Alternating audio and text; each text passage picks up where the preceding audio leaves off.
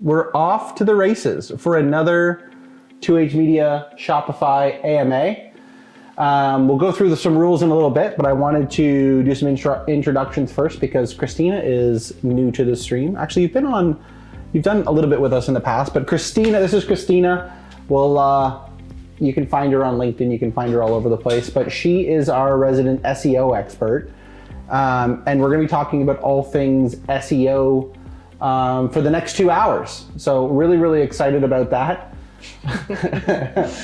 So we've got a whole bunch of questions queued up here. The way it works is Aaron, who's behind the scenes, who's just guiding us through all this, Aaron's gonna put a link up in the chat to the actual AMA questions. The way it works is if you have a question, you can throw it in the Shopify forum. If there's already a question that's really similar to yours, hit the like button. That's how we're gonna be answering questions today. It's most likes from the top down. So if you have a burning question, make sure you like it. We're gonna try and get through as many as we possibly can in the next 2 hours. And we're gonna be starting in just a little bit here. So if you have any burning questions, you can throw them up there, but that's the place to be. After the stream, so if you weren't able to join us, after the stream, we're gonna end up putting all of our answers actually into the questions along with a link to the video segment of where we are. So you can come back to it later on. That normally takes us a couple of days to do, but you're gonna get all of like the answer plus like a timestamp video of where we started. So it's like really, really easy and fun. And the people at Shopify have really made it easier for us. So like shout out to the Shopify team for allowing us to do this. We are doing a quick audio check first. And if you can hear us or if you can't hear us, we'll fix that before we get into the burning heart of it. We got some good questions because I went through some of these last night. Cool. Which is good. I haven't like really thought about some answers yet, but like there's a good turnout of questions. They can hear us. Right, they can hear us. Lovely.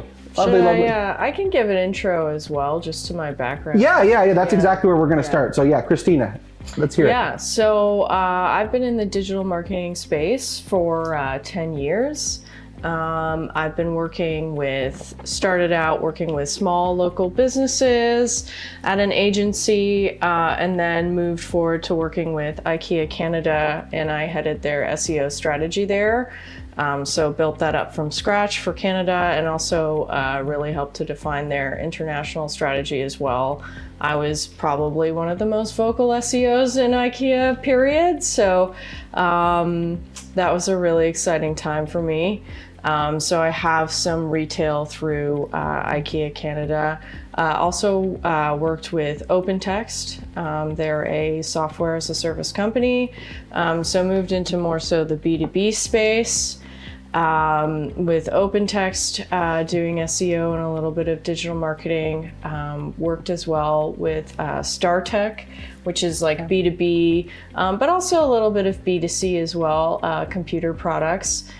So super exciting work with them. And of course, I've been with 2H for, I think since 2018. Yeah. So it's been a little while. Where does that time go?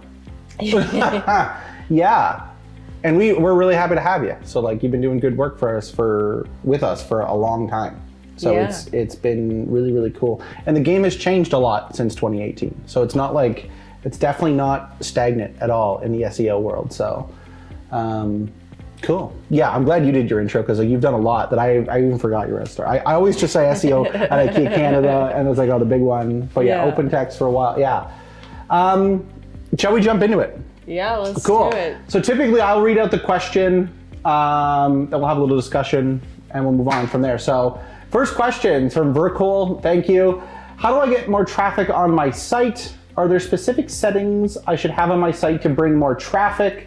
Are there steps that you can provide that I can utilize? I am new to having an online store, so I do most of the things myself. So good question. We'll dive into it. So like Shopify specific, but good. Yeah. When it comes to settings, I think Shopify has a lot of things already enabled, but it's important that you start to put some of the pieces in yourself. One of those being a lot of the Google products that they have space for. So within like the store website settings, they have the option to add in Google Analytics, get some codes in there. Those things are important because they're going to help you to enable seeing your data. And once you've inputted your Google Analytics code, you have to, go through the process of creating a Google Analytics login and all those things. So make sure to familiarize yourself with the Google products. But once you've got a Google Analytics code in the settings there, you can also enable Google Search Console. So you'll want to verify your property through Google Search Console as well, which you can do if you have the analytics code tracking on your website. So Google Search Console is going to enable you to see the actual search traffic going to your website. So Google will provide you to know, what searches were driving traffic to your website, how performance is going. So it can give you some insights there as well. And I think those things are incredibly important from a settings perspective that you have in place. Especially since you're doing things yourself, getting the data is going to be incredibly helpful.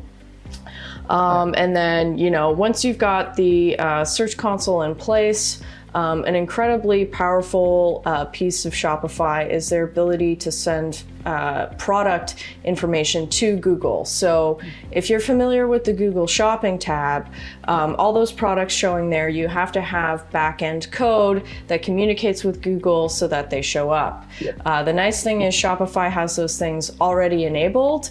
You just have to make sure in the settings that you link up your Google Merchant Center account to Shopify.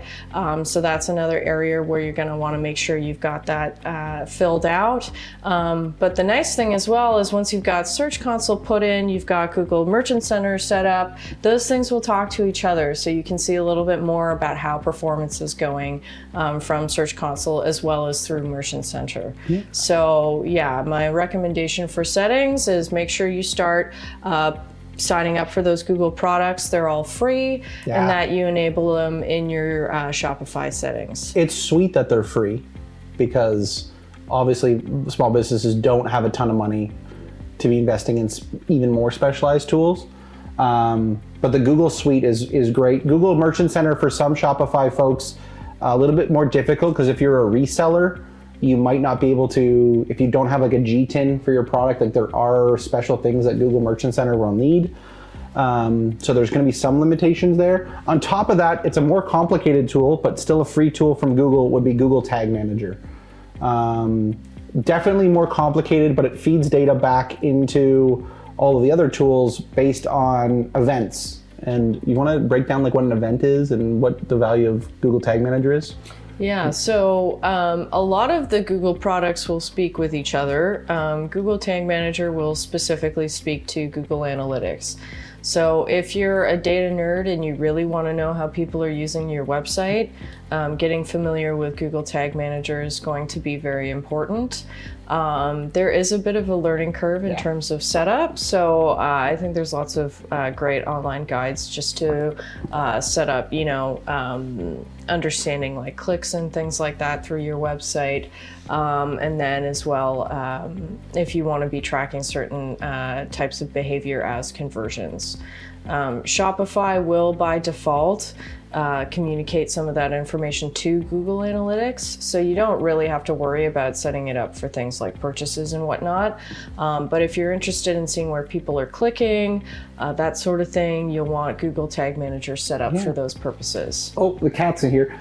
We should mention these tools are not retroactive. So if they're not set up and recording information, we can't go back in time and get the data that is happening and then port it forward. So like it's really important to get these things set up as quickly or as soon as your website is to launch as possible, so that they at least start collecting information. So if your store is brand new and you're not having a ton of traffic, fine, but we don't want to miss a whole bunch. So we don't want to wait 6 months and then have these tools in place and then go like, oh, what has been happening? Well, we don't know. So they're not retroactive. They have to get set up. I will say, we do this setup all the time. So if you are having trouble with the setup, it's not a huge expense. We'll throw in some links later. So if you're having trouble getting any of these things set up yourself, We can't help you with that. There are a ton of online resources that you can potentially do this yourself if you're a little more tech savvy, but really, really important to have. There's no monthly cost on any of this stuff, which is fantastic, super small business friendly. You will still probably need some help interpreting the data. So like if we were to like go into Search Console or into Tag Manager, there's less data in Tag Manager, but analytics, those are like some heavier platforms. So like I don't expect you're going in there and like rifling through all of the reports and all of the fields to figure that out. You can. I encourage you to try. There's lots that you can happen. Like YouTube's a great resource for like learning about what to do and creating that stuff. So like if you want to dive into it, you absolutely can. I don't want to gatekeep at all. But if you're having trouble with the setup, like definitely don't sit on your hands. Get that setup done so that the data can start recording. Just going back to the question, steps that you can provide, you can utilize. Yeah, so the steps again, get all of the data, the Google suite of products in place. And recording. I'm new to having an online store, so I do most of the things yourself. Like again, good for you. I do want to give a shout out. So like Shopify is very beginner friendly. Some of the Google tools are beginner friendly. You're into a little bit of a mix there, but like I definitely don't want to scare you away from learning more about what's happening on your site. The bigger you grow, the more important that is going to be. And then when it comes to advertising, if you're doing any like paid spend or actually like paid SEO services, it's going to absolutely be a must to get that stuff in there to actually measure what you're doing and if it's working, if it's not working.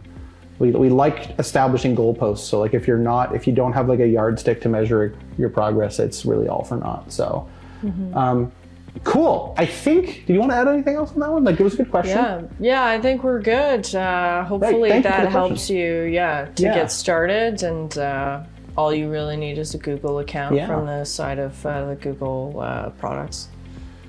We're going to go to the next one. There's one in chat too, but we'll come back to chat in a minute. The next question, ways to compete with larger brands or marketplaces. Very cool. My products are mostly, so Liz B, thank you for the question. My products are mostly handmade and not mass produced. What are the best ways to use SEO to compete with larger brands or marketplaces like Amazon or Etsy? Very interesting question. Super common on Shopify to have smaller retailers doing independent product. Yeah. It's definitely difficult because you'll notice that Amazon and Etsy are also spending a lot on ads in that space. So, they've got a little bit of organic lean. Really, with all of the Amazon and Etsy competition in the SEO space, ads are one thing because they've got the money to spend. It's hard to compete there. But when it comes to the organic space, those are just individuals doing that, right? So they have all the tools and access to, SEO optimizing their products as you do. They just have the backing of Etsy and Amazon to kind of bolster them. So, it's going to be difficult to compete in the sense that you're like a small website starting out. But I think really the key is to understand where your niche is, what makes you different, and how you can market that. Rather than, going after the big terms. So typically in search, the things that are searched the most are more vague. So let's say you sell a wool blanket. If you're trying to optimize against wool blanket and you're just starting out versus like a product that's on Etsy or Amazon that has, the backing of those websites, wool blanket on both are going to be very difficult it's going to be difficult to compete with the bigger players there. And of course, people who sell on Etsy and Amazon are paying them to get that, extra boost. Whereas someone like yourself, you want to keep that money for yourself. So what can you do to maximize your money there? So you're not just selling a wool blanket, it's handmade, it's, features organic wool, or it's made somewhere. Like particularly, made in your region, or your region could be specially known for a specific type of wool. All of those things are going to come into play. And if you're interested in learning more about what that means, I encourage you to search for long tail keywords. That's specifically what you're going to be going after, is more so those specific searches and finding customers that are really gung-ho and interested in that particular product and the features that you sell. Yeah. Generic really doesn't work when you're a small company, because the generics are always gobbled up by like the major sellers. Just like you said, like wool blanket is like the most generic, other than just blanket, it's like the most generic term that you can have. So the more niche, and I would encourage you, like this goes back to like your value proposition as a company. What do you want to be known for? And it can't be for wool blanket. Yeah, like yes, maybe you sell blankets and they're made of wool. It has to be more defined and more value than that, or it'll be very difficult, if not impossible, to find success. Like big time. I'm glad you mentioned the long tail keywords. It's definitely something that you should Google. So every single time you add another character into a search or another word, obviously less people are searching for that. So like the search term, the bigger the search term, the less search there is typically. So the more defined you can make it, the more you know your audience, the more you know your product, the more you know your value. It's just gonna make it easier and easier and easier. I will say, I did want to highlight something with the marketplaces like Amazon or Etsy in terms of SEO as well. I use Amazon, I use Etsy, I use Shopify stores. One of the first things I'm looking for is a product review. Amazon and Etsy are very, very, very good at just displaying how many stars, how many reviews, how many previous purchases, and they're building that social proof, and all of that content adds into part of their SEO value. And it's not like apples to apples, so it's not like perfect, like the more comments I have, the higher the SEO is, but it helps. And most Shopify stores, especially when you're starting out, those product listings are very bare bones. Those product pages are, maybe you've got a couple of product photos, there's a little description, and like that's it. I want you to look at your competing product listing on Amazon or Etsy and compare your product listing, your product page to that one. And that means you have to go and compete against them, and you have to go after those reviews. You're gonna have more touch points with past purchasers and get those reviews. You're gonna have to make sure your photography is fantastic. You're gonna have those value points that what makes that wool blanket special listed on the product page. That helps so much. So the bigger marketplaces and Amazon do a very good job of laying that information out. And you can see how important those things are, because it's actually, the reviews are actually typically before the price, which is like, in terms of hierarchy, like that, they know what people are after. So if you're missing those points, it only hurts you. And we want more, like if you sell one, what's that ratio of, we answered this a couple of days ago with a client. It's just like, yeah, we gotta get more product reviews on the site, and they're a larger brand. So like, that would be one. You have to focus, like the larger brands are gonna have strengths that you don't have. They're also gonna have weaknesses that you don't have. So you have to focus. If you haven't done a SWOT analysis, if you're familiar with a SWOT, a strengths, weaknesses, opportunities, and threats for your business, you should do one. You should hammer down on those strengths. And being a smaller retailer, there is opportunity there that the larger brands do not have. And that's okay. Where can they find a SWOT analysis? Oh, where can they find a SWOT analysis, Aaron? What you should be seeing on the screen right now is a Sprint Point banner. You can go get a free SWOT analysis right from Sprint Point. It's just a document you can download. We actually cover it in the Pocket Business Journal that is available on Kickstarter right now, or you can go directly to Sprint Point and just go and grab one if you just want one of those individually. Every business needs one. Every business should do one like every year. There's like no reason not to. So like identifying those strengths and weaknesses is really, really important to figure out where you're actually competing. So every single brand that's competing with a larger brand or marketplace, you need to identify what you're actually good at. And I'm glad that you brought up with the niche. Like, what is unique to you? If you don't have that, even if you were to work with an agency or a freelancer, you're gonna have trouble distinguishing yourself. Like the brand just won't do well if you can't communicate the value proposition or what you're actually good for. So is a good question. That's how you do it. It's not easy. I will definitely say competing with an established business, or if it's an Amazon retailer, there's no free lunch out there. There was no like guarantee that you're going to go to a million sales, but that's the only option you have. I want to jump back to the chat right quick. No, you want to keep it? Chat's taken care of. Great, awesome. Aaron's on it. What I'm doing is I'm directing people in the chat to the forum to not let them break the process. Love it. It's not fair to everyone who's following the process, and it breaks our editing workflow. I love it. So we got to keep the questions on the forum. I love it. Keep them on the forum. Did you want to add anything else on that question before we move forward? I had things I was thinking about. I think, also you can look at these things and consider that maybe Etsy or Amazon are your competitors, but I encourage you, once you've figured out your niche and you have an idea of, some of the long tail keywords you want to go after, start punching those into Google and see what shows up. Those websites and those products, those are going to be your competition, and don't really worry about Etsy or Amazon unless, they're also showing up in that space. But defining your keywords and understanding who your competition is going to be very helpful as well in the process, because then you can look at your competitors, see what they're doing, understand what you can do better. Cool. Let's move on to the next one. Right on. 2 good ones in a row. Here's number 3.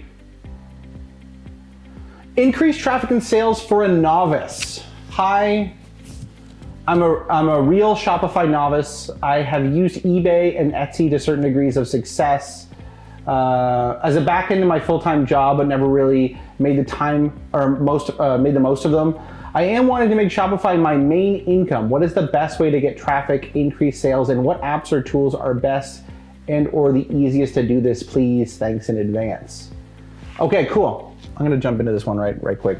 Sure. Really hard to make it's a good question. Really hard to make good recommendations with the information you provide, because we don't know what you're selling. We don't know what you're actually trying to achieve. We get these questions a lot, they're very generic. So we treat digital tools as tools. So if you were to hire a plumber or an electrician to come into your house, they've got the service van in the driveway with all of the tools, but they only bring in what they need for the job. So the first thing I would say is, what is the goal? What is the job? What is the problem?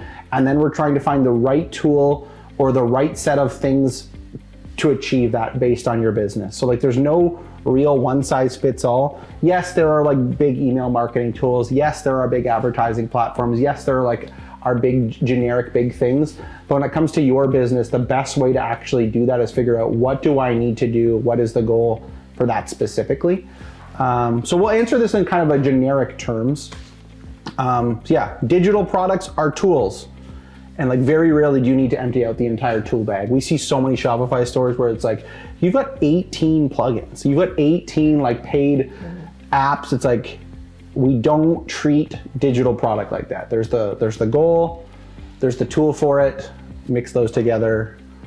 Yeah, cool. I can. Yeah, and I want to hear your take. Jump in. Yeah. I mean, eBay and Etsy and making the jump, you've obviously seen enough success on those platforms to believe that you can do it on your website. So tapping into and understanding why you were seeing success specifically on those platforms is going to be important to understand. And I think the best way to get traffic is just trying to find the people who want to buy your product and letting them know that you exist, because they know to go to eBay and Etsy by default. They're sort of they're marketplaces, right? So people know to look there. They don't know to look for you. There's no way to, explore all the Shopify stores that exist and find you. So you kind of have to promote yourself to those communities that are going to be shopping for your product as it is, whether that is through advertisement or, being a part of different online communities and promoting yourself there. Those are going to be the ways that you can find your customers, and those are going to be free. But of course, it is, it is a time commitment. Search is great because, you can find exactly the people who are looking for your product when they're looking for it. But SEO does take time. You can do all the things to optimize your website, but it is important that you're also driving interest and getting the traction. So finding those communities and that sort of thing is going to play a significant role in just driving that initial traffic. I love that answer, by the way. Meet your customer where they are. So like when you said that, like what success were you experiencing on eBay and Etsy? Like if you were having any, great, like nail that down. What was it? What was happening? What were you doing well? And like, again, that goes back to the strength column, like hammer that home again. And then as a small brand, like typically small brands don't have big awareness budgets. We don't have the opportunity to go put your logo on the ice rink or in the football stadium. That's a luxury that most businesses don't have. You got to go into those communities. That could be Reddit, that could be Facebook, that could be Instagram. That like pick where are your shoppers, where are the ideal audience. Again, hammer a home sprint point. You need a user persona. Like who is making the buying decision? How are they choosing to buy? Are they shopping for themselves? Like we have to get more people aware of your business or the things that you sell. And tackling that low-hanging fruit is like, great, how do I find, what does that A-list customer look like? Who's gonna buy our product again and again? Who's gonna become that advocate? That needs to get nailed down. Typically, you don't need a bunch of like digital tools to do that. You might need to do some trade shows. You might need to do some in-person marketing. You might need to go and talk to your customers about how they found you or how they're like, we need a little bit of market research to do that. Because we just want to go and we just want to talk to those people that actually like us already. And that is like true of pretty much every business, is how do we get those people that are already in the market. If you don't have an ads budget, that is going to take a ton of time.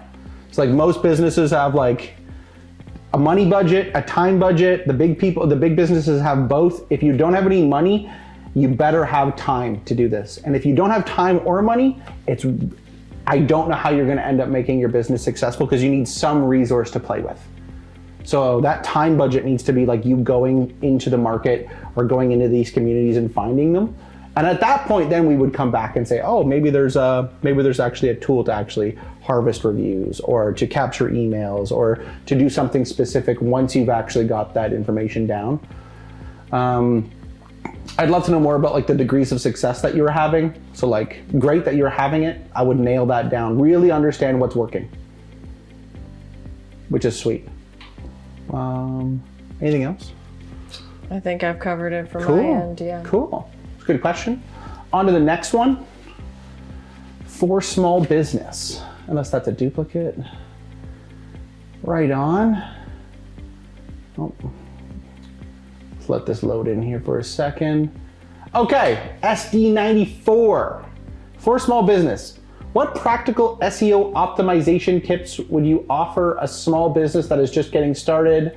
Where to start and what to focus on while getting started with SEO for small stores? We've already covered the tools. I've got a little bit more to add to this. I've got some tips. If you've got anything you want to jump in with. I think just where to start, understanding your product, doing some preliminary searches in Google to, you probably have an idea of what keywords you want to go after. But a lot of the tools to do keyword research have, a cost associated. So you'll probably want to be doing some searches in Google yourself, looking to see what's showing up, and creating a game plan of, what kind of keywords you want to go after based on your products that you're selling. It's highly recommended that you don't bite off more than you can chew. Yeah. So, you probably, if you have a list of 20 keywords that you want to optimize against one product page, that's a lot. You can have keywords that are semantically related, or, you could have, like the wool blanket example, you could have wool blanket as a keyword and organic wool blanket as a keyword, and you can kind of capture one within the other since they're semantically related, but you don't want to diversify too much on each page. You want to keep your optimizations very centrally focused.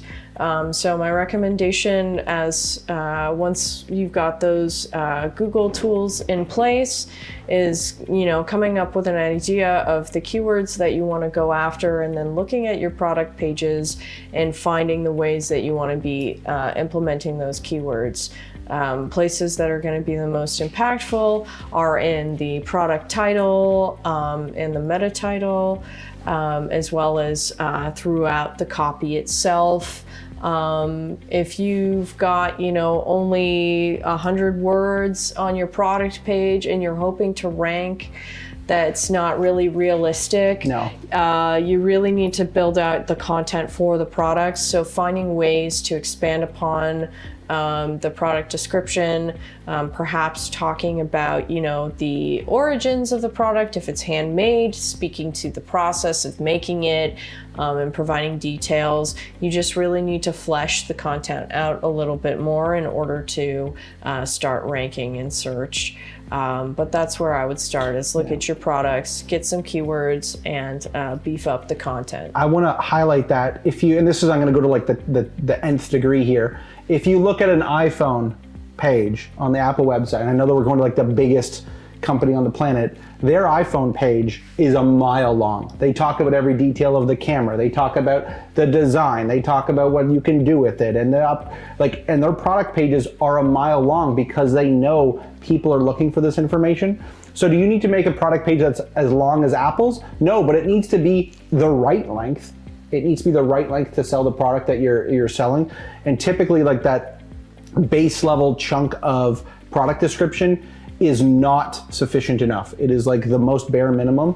So typically there's more. There's great examples out there. So like Allbirds does a little bit. Like there's lots and lots of other Shopify stores that explain more about, like Allbirds sells shoes. It's like the rubber on the shoe and the cleaning and the fabric and how this is gonna help you do the thing. Like there's so much more, and they're selling a $100 pair of shoes. They're not selling a $2,000 phone.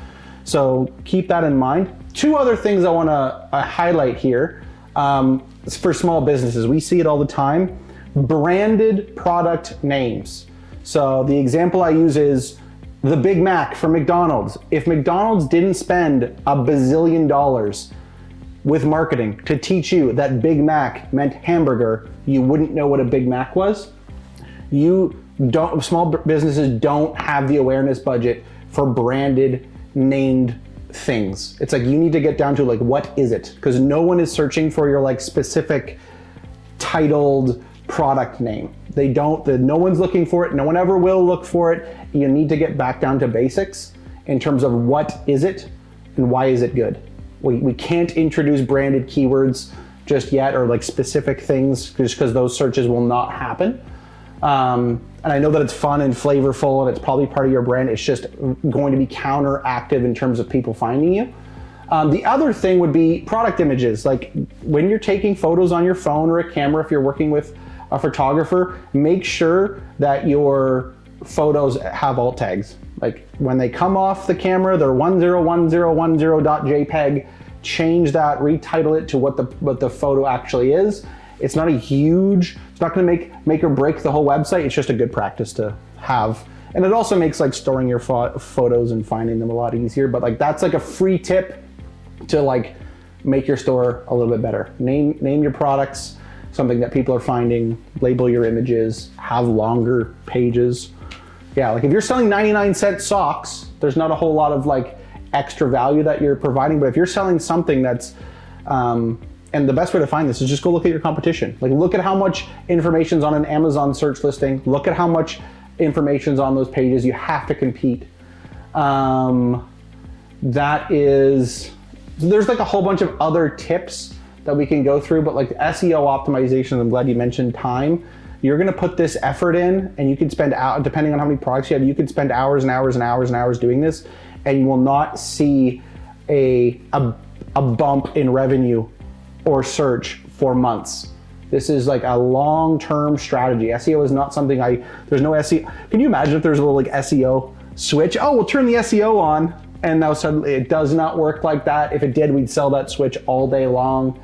You're looking at like 4 months on the shortest timeline to start seeing results from the SEO value that you're putting in.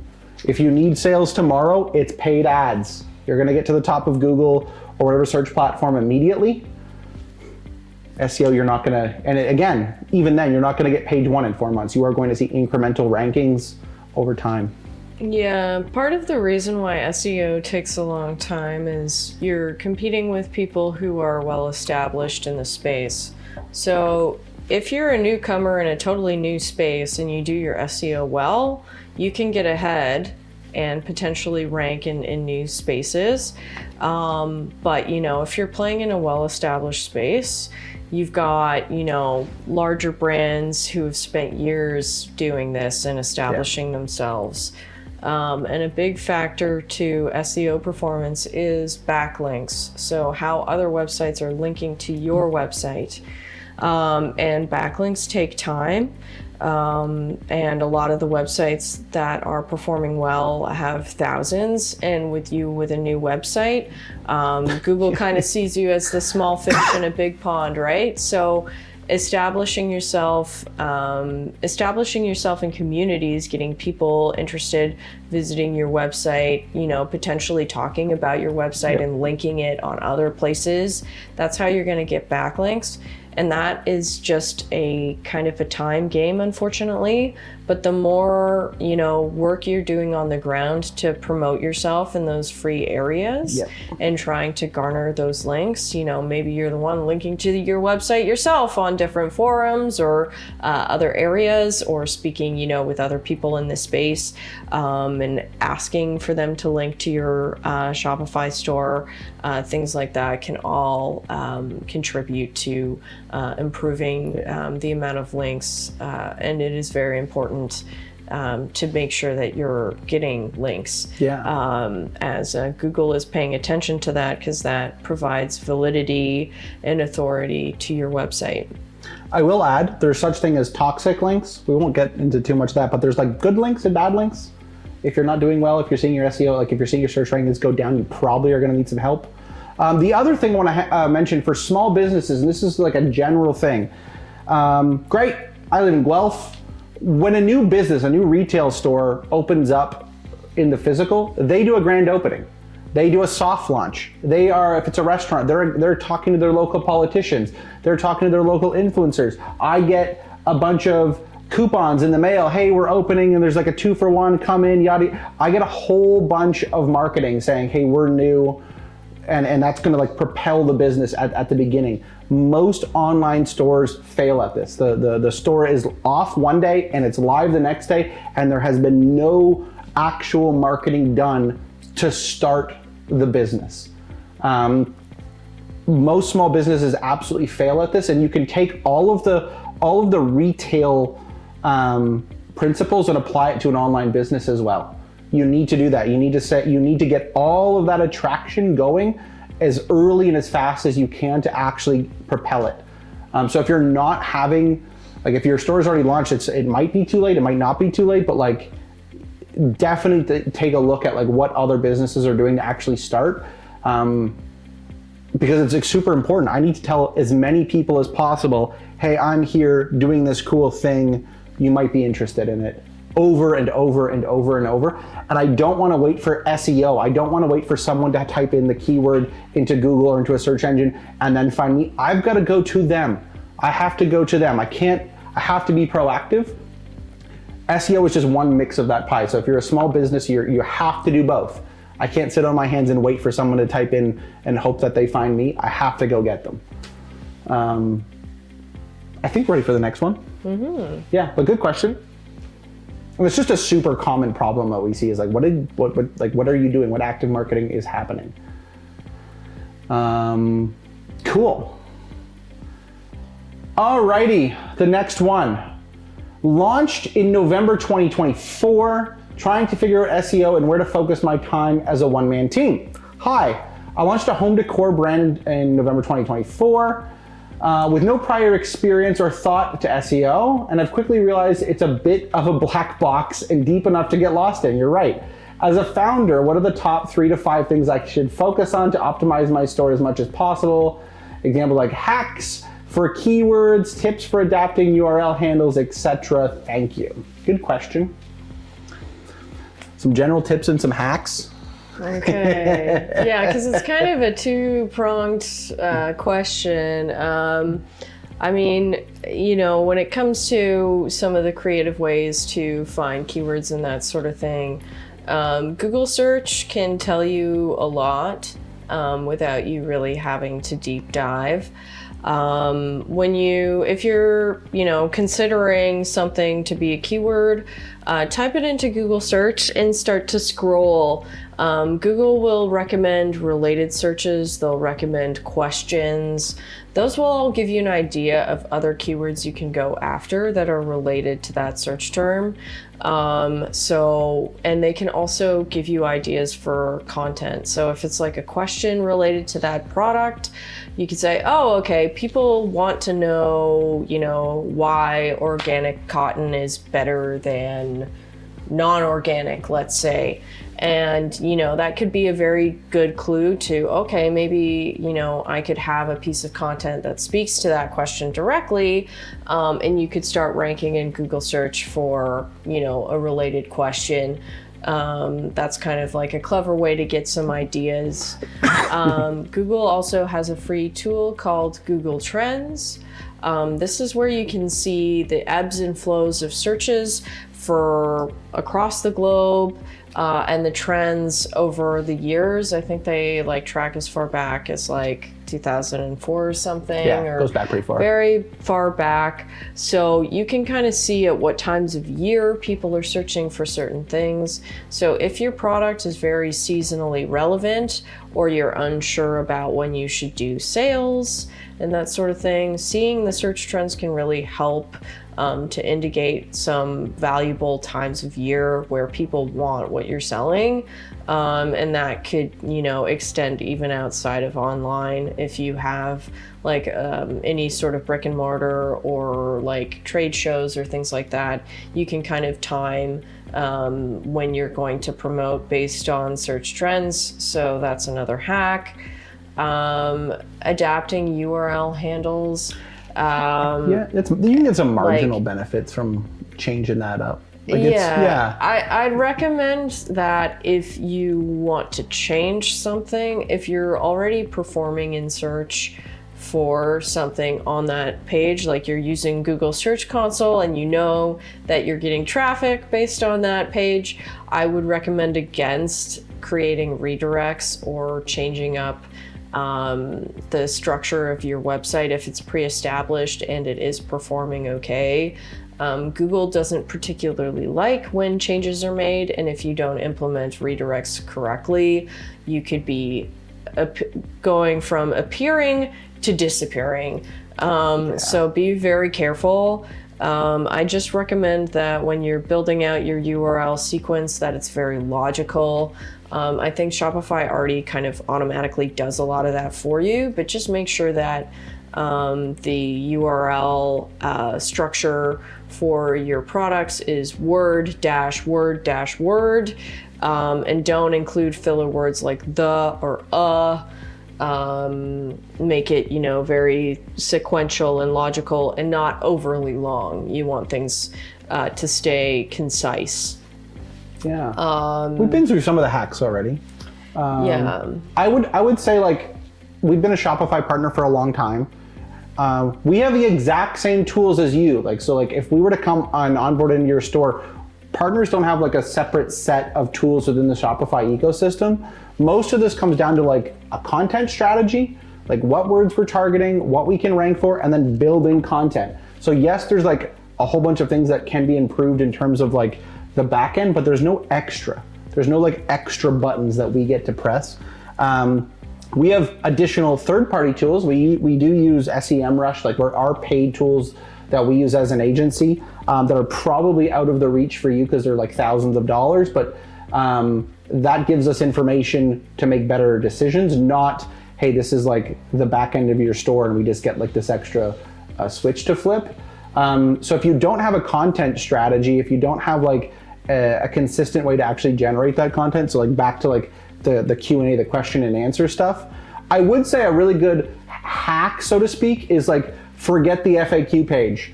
Put where the question gets asked, put the answer. Don't have someone hunting around to go and say, oh, what's the value of organic cotton? Put that right on, or organic wool, put that right on the product page.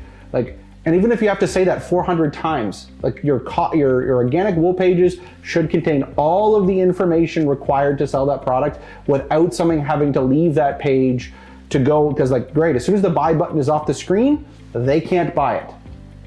So those pages need to get built out. The content needs to get developed and actually created. You might need a blog, you might need articles, you might need social proof, you might need video. The video is another big one. You should have product video. All of your product pages should have a supporting video explaining how to use it, something fun and flavorful. Do you need to spend $1 billion on video? No, but it helps so much. We talk about this all the time. There is a stat, I don't remember it, but even if they don't watch the video, the conversion rates on your page go up. So like just having a video on the page that helps tremendously. Other like hacky stuff, we've been through a few things. You should have, like, once you start getting sales, you should have reviews displayed. You might need an app for that. Keywords, tips, adapting URL handles. The keywords really come down to like what are people searching for and how knowing your niche again. We are normally not recommending like hacks. Like when we go into working with the business in the SEO space, it's like, we know this works, we're gonna do it. It's not a special like guerrilla marketing tactic thing where we can gain like some incremental value for 6 months until Google changes the algorithm. It's like, here are the tried and true methods of doing this. Let's put a strategy in place to do it and then execute on it on the regular. That is the best way to form like SEO value over time. Mm-hmm.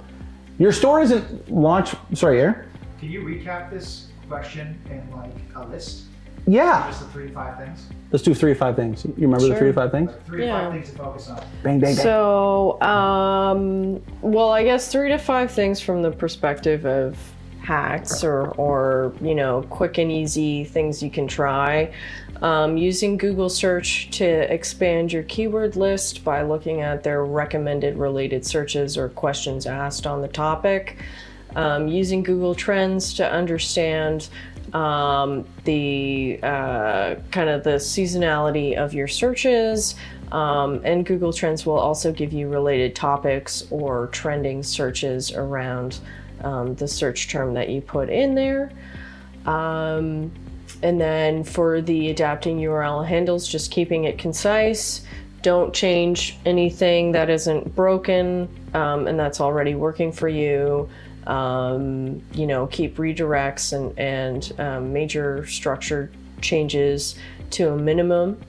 And then Matt, you spoke. Yeah, have a content strategy, produce content on the regular, know what content is valuable. Put the answer to the question where the question gets asked, so that's typically on the product page itself. And then I would say include a product video on the page. And then like there's a lot of work there, especially if your store is long. So that's like a long list. Some of those are really like not hacks, but there's best practices.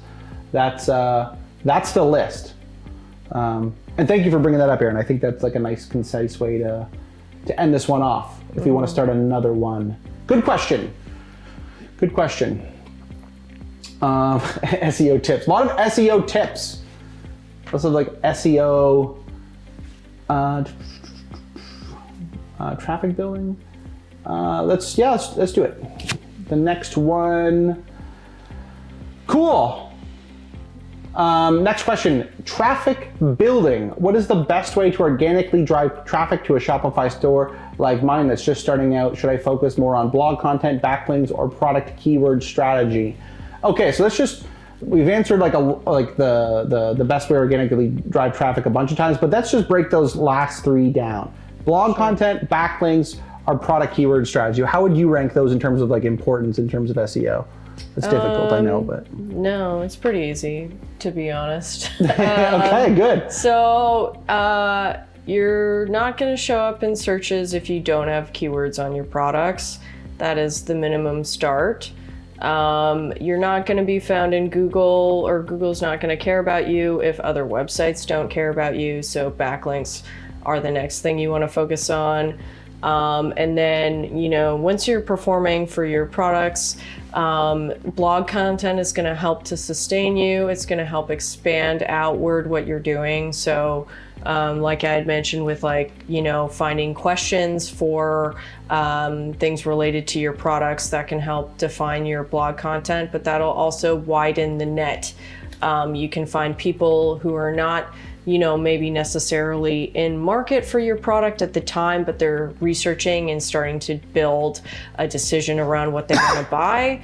And that's where blog content becomes valuable. It's, proving yourself to be a thought leader in the space and helping to build trust amongst potential future customers.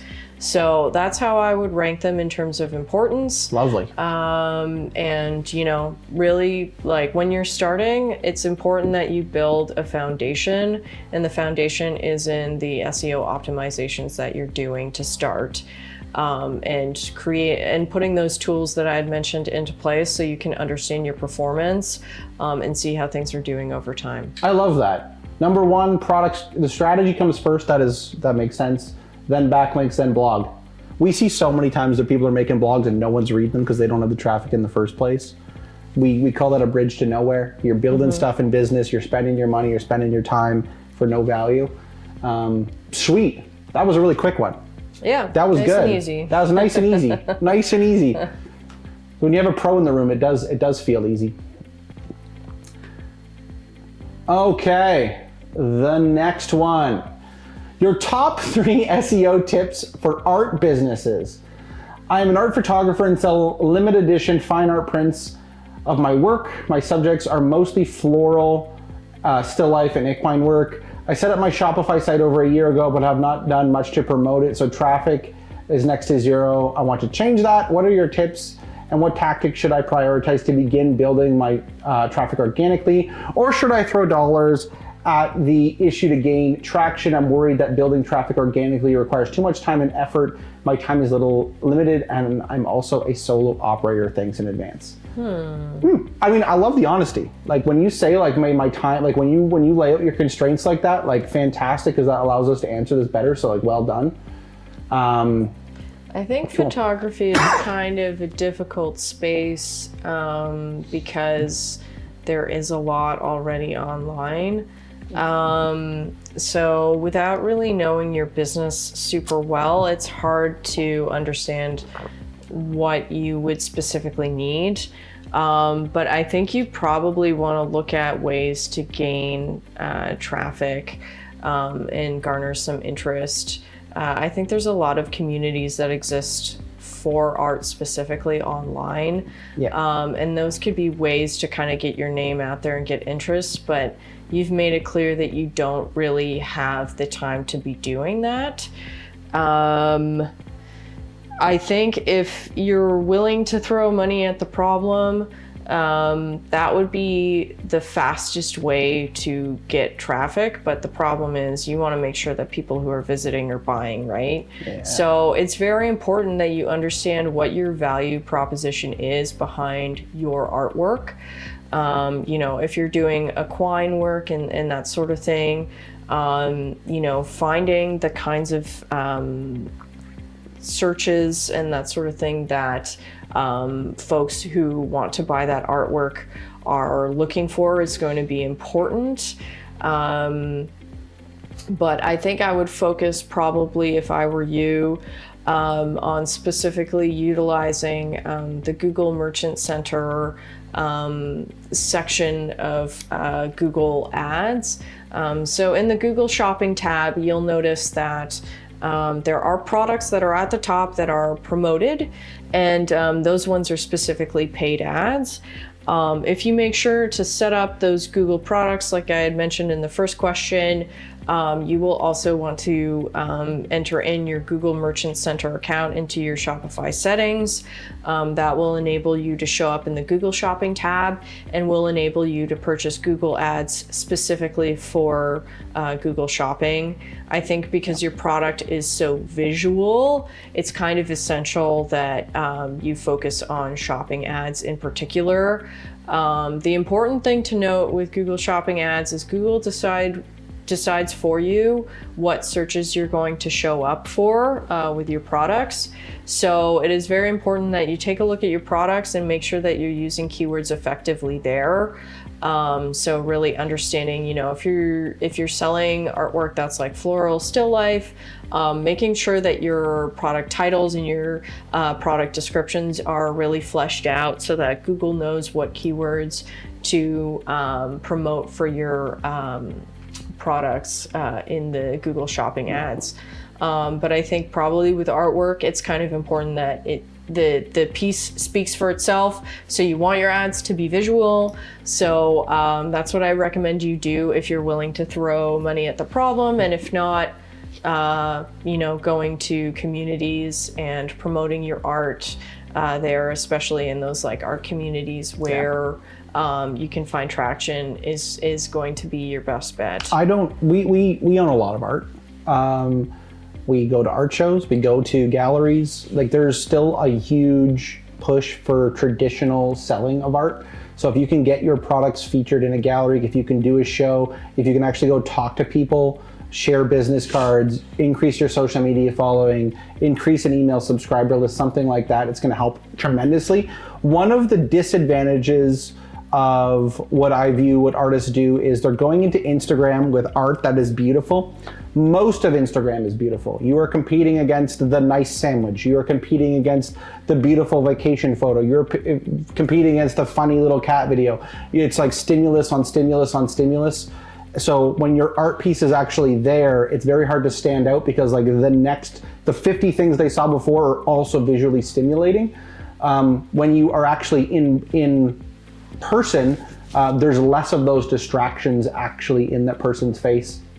So I don't know how much art we've bought in person, but like it's most of it where we're actually talking with people, forming that relationship, and that can be done. There's also lots of great artists out there that are doing things that are fun organically, where they're describing their process, or there's a time lapse of them actually doing the piece, or them describing what inspired what was going on. There's going to be a little bit of relationship building that happens there, and people kind of crave that behind the scenes look of like, how do they do that? There's lots of that. So like you're going to need to get creative with that. That's outside of the world of SEO there.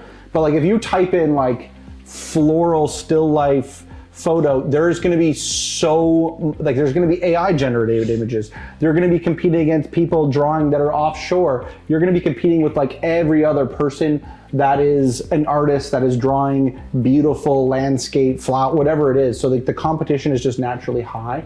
And that's just a fact of like the art industry. I can go and it's the world's your oyster at that point. So there is going to be something said there where you're going to need to spend your time in person to develop relationships and build it the old-fashioned way, and then getting creative on social. Don't be afraid to like put I know there's a lot of people that stand beside their art on Reddit or on Instagram where it's like I'm going to put a people aspect to it. And a lot of people aren't comfortable, but like it's almost a necessity to make it stand out. I'm a real person doing real art.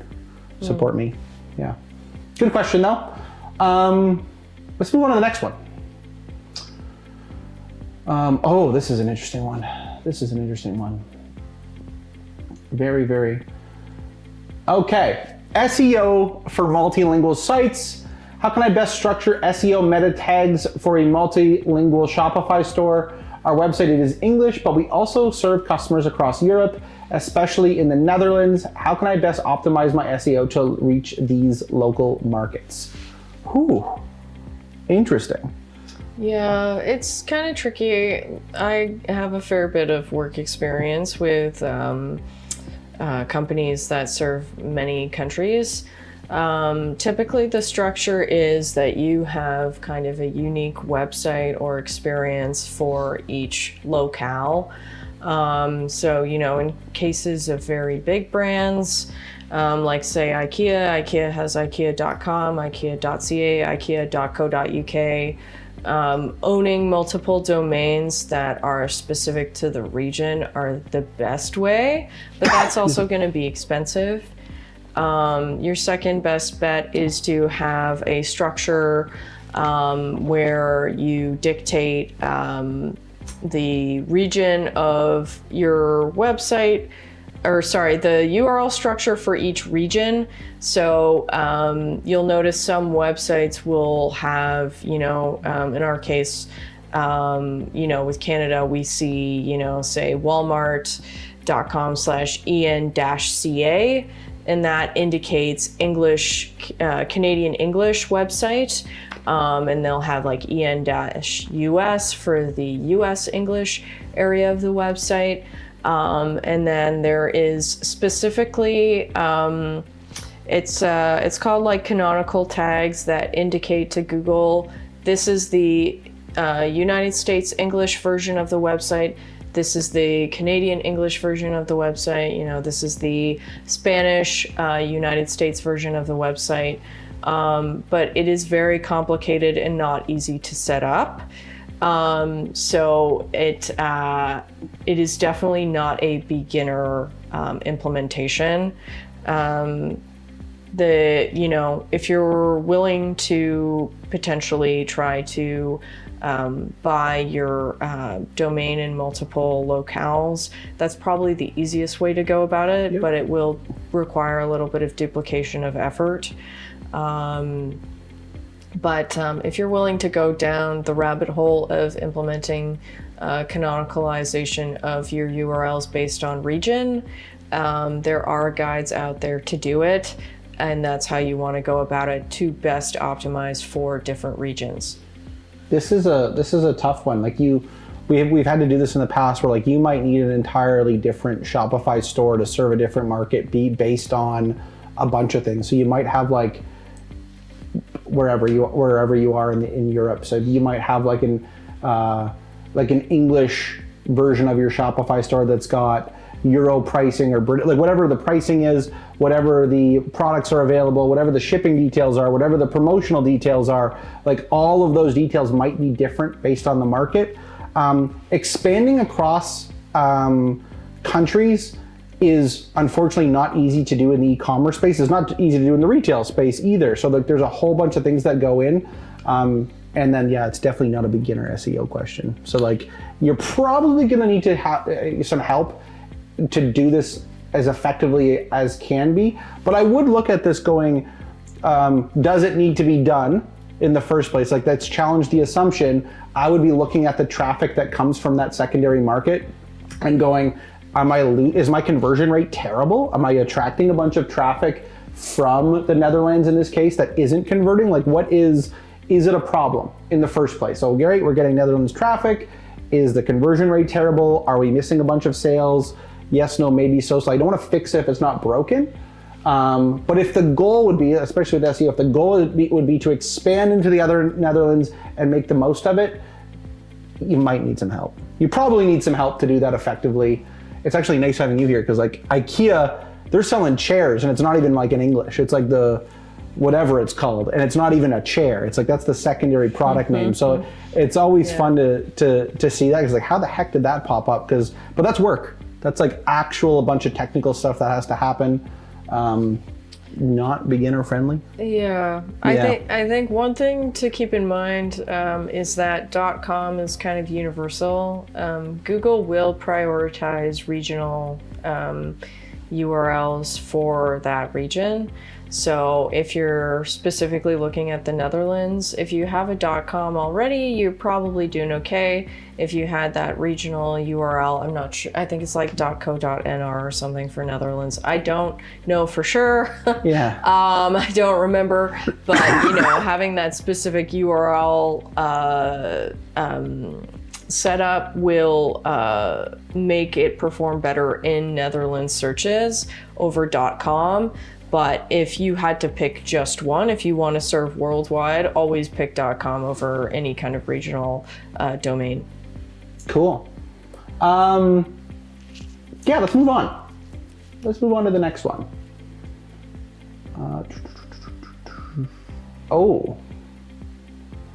Okay, cool. SEO for sustainable, upcycled, one-of-a-kind products. We're talking one-of-a-kind products here. My store is on Shopify. My store on Shopify is for different types of upcycled bags, purses, home products, and other useful items that no one else is selling online. I want to know how to use SEO and which of the SEO for my business. So let's just break this down, because like the question's a little, let's redefine this question a little bit. It's a one-of-a-kind upcycled product. How do I have an SEO strategy about a one-of-a-kind product, period? I think it would kind of go down to your value proposition and creating keywords based off of that. So I genuinely don't know how much people are searching for upcycled products. But you know, if you're kind of restoring things or working with like notable brands and kind of creating something out of that, that could be a way to get keywords from that. I think probably finding the communities where you can perform well in might be more so the angle you want to go. Yeah, because I guess it's like upcycled bags and purses. I want to highlight some of the problem here. If you're selling one-of-a-kind products, it's really hard for SEO to take effect, because if it's a one-of-a-kind purse and then it gets sold and now it's another one-of-a-kind purse, we don't have time.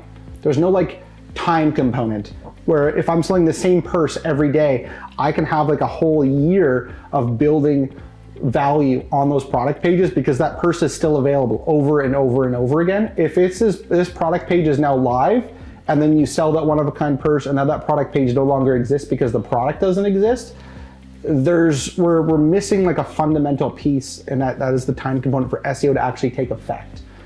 It's like very, very difficult for very time-sensitive activities for SEO to really play a part, because the minute that page goes live, there isn't, again, Google's not indexing it immediately. There's no value associated to that page right away. There's nothing we can do about those factors. But like what Christina said, if it's the brand itself and it's known for one-of-a-kind products, you can build brand value associated with that. But again, the real question goes like, how many people are already, we can't invent demand. So if there is no search happening for upcycled purses, for example, no amount of SEO is going to drive traffic that doesn't exist in the first place. So I would definitely go back to the beginning and go like, how much traffic is there for your product? What is the potential for us to attract that traffic? So if there's 1 million searches happening, great. If there's 10, the max we could get with perfect SEO is 10. And that's it. There's no more that's happening there. I definitely think that there is a ton of there is demand for some upcycled goods, but that's where I would start, because there is a potential cap on that. Upcycled, I'm trying to like even envision this, because there's thrift stores all over where I live, and there's like definitely product coming online and offline. There might be something to say about how do I attract an audience that's going to keep coming back and keep shopping with me and want to discover new product all the time, depending on how often you're putting new product listings available. Maybe if it's super luxury, maybe you're only doing like 10 new recycled wherever Jimmy Choo shoes or something like that a year, where it's really boutique, or it might be on the other side where it's heavy volume based. I don't know, but definitely look at the potential that you could be capturing. So here's another big thing here. When you say that no one else is selling online, if no one is searching, typically if people are searching for it, there are smart business owners out there that will go and fill that need. When there's no search happening for it, that no one else is selling online, typically there's no free lunch out there. There's no like, hey, there's this big market that no one is fulfilling and I'm gonna go fill it. That is not the norm. So when no one else is selling online, I would go back to, if there's no one also looking for it online, it's going to be really hard to have an online-based business with no demand. So it's just something to look at, because that's where we would start.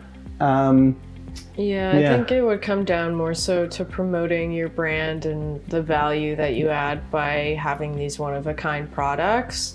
And I think upcycling is becoming popular. Yeah.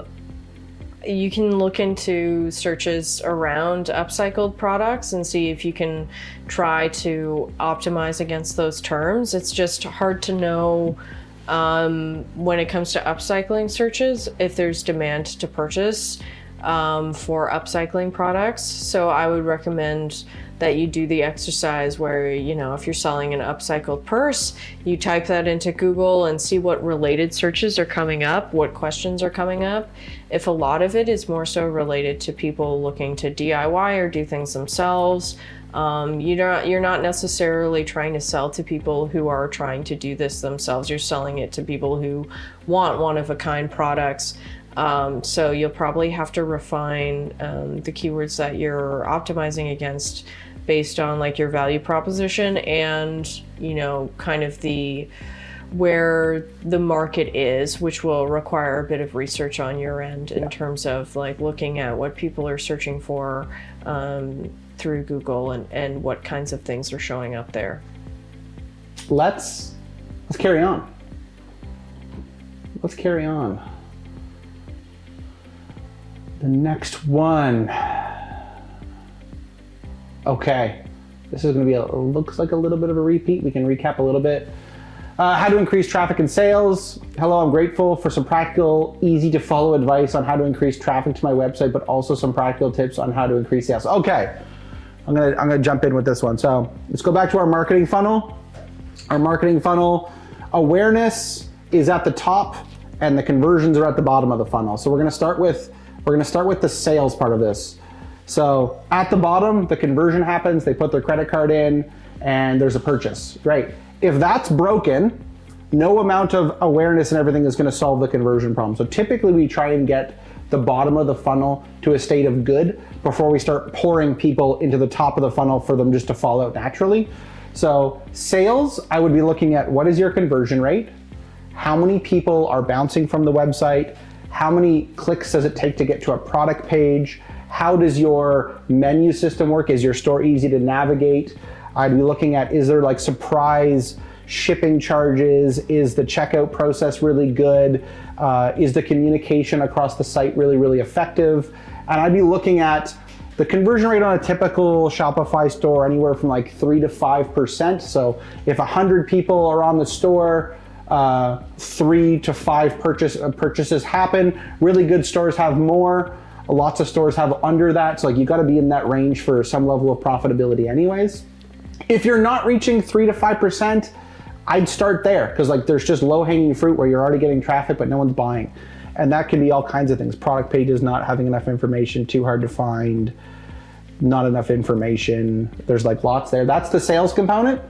The awareness component at the top of the funnel is paid ads, social media, in-person selling, SEO, a whole bunch of things there. So we've already been through a bunch of practical, easy to follow advice things to increase traffic, but it's a two-part problem, and we're dealing with double percentages. So like if only 5% of people click your link through the search result and then only 3% of them buy, you need to attract you need to get thousands of people aware to get single-digit purchases. So that's just the fact of the matter when it comes to online selling.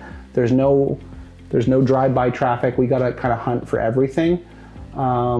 That's the way we would treat it. So like one problem at a time. Yeah, and if you're not getting traffic in the first place, it's really difficult to get to is the store capable of selling? That's my little rant on that. Did you have more to add to like either the sales or the traffic? I think just kind of reiterating that, yeah, SEO is a process, and some of the faster ways is to try and find your audience and promote yourself to those people. That's probably going to be your fastest way to drive traffic. Let's talk about really quickly about because this is kind of a good opportunity between awareness and sales. Not every single time someone visits your site, they will purchase. There are special tools within the advertising platforms called retargeting. So great, they've shown some amount of interest in the website. Maybe they've found you somewhere, they're on the site, they do a couple of clicks, but they haven't purchased. There are specific advertising tools that allow you to retarget people, potential customers that have shown a potential to purchase. Most of the stores we work with don't have retargeting campaigns established, and they should. It's like they've already got, I don't know how many times I've been on a website and then I get distracted, or the phone rings, or it's time for dinner, or X and Y, and then I leave my purchasing, I leave that journey and I'm interrupted. The smart brands will go back to you with an email. The smart brands will come back to you with like, oh wow, I'm seeing ads all over the place to re-energize that. You see that really common with cars, vehicle purchases, trips. I don't know how many people that say like, diapers into their phone and they'll start getting diaper because there's intent. You'll probably want that for your brand as well. Because yeah, we can't expect one touch point to be enough for a sale. That's just not gonna happen. I think that's good. You want to add any more? Yeah. I think we're good. Yeah. Next one. It's a good question. I would say maybe, rewatch the stream for some of the tips we've been giving throughout as well. Yeah.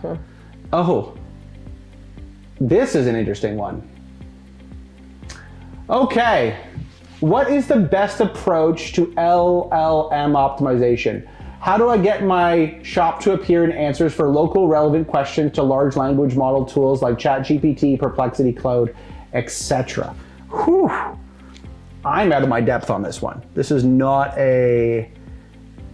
one that I can answer at all. So I can speak to it a little bit. Cool. I think it's kind of a developing technology, so there is some unknowns.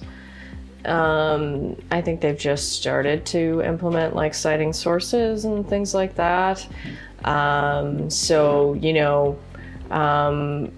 Probably the best way is to have like things like blogs and content there, just as they're citing sources and that sort of thing. So if you want to be a cited source, you have to provide some valuable information on the topic. The ways in which these tools are, ranking and deciding what's showing up, it's still a hotly debated topic in the industry. So it's really hard for me to say what you should be doing to show up there. I would say following, traditional SEO best practices is your best bet. I'm sure I don't imagine these tools really reinventing the wheel in terms of how they're assessing websites and that sort of thing and deciding what to source. Sticking to best practices. Of course, Google is also using AI in search now. And we all know, Google is well established in terms of some of the SEO best practices, which you can search online and find a lot of them very easily, as well as the recommendations I've made in this stream, just around, optimizing for the keywords, backlinks, etc. But definitely long form content is going to be your best bet. I will bring up, hey Lemmy, what's happening? Long time guy in chat, what's happening?